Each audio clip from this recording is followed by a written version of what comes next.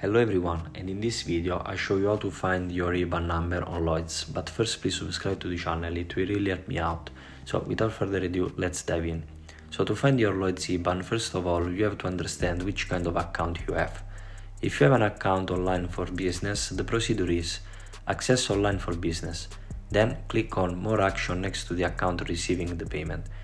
Choose account information to locate the Iban and the BIC.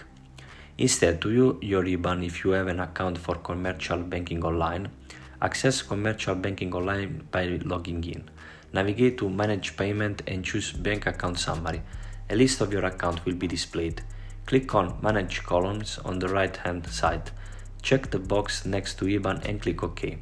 A new column containing Iban for all your accounts will appear. To save this configuration for future use, click Save View in the top right corner. You can easily revisit this view by selecting it from the View menu. And there we have it. If you find this tutorial helpful, please consider leaving a like and subscribe to the channel.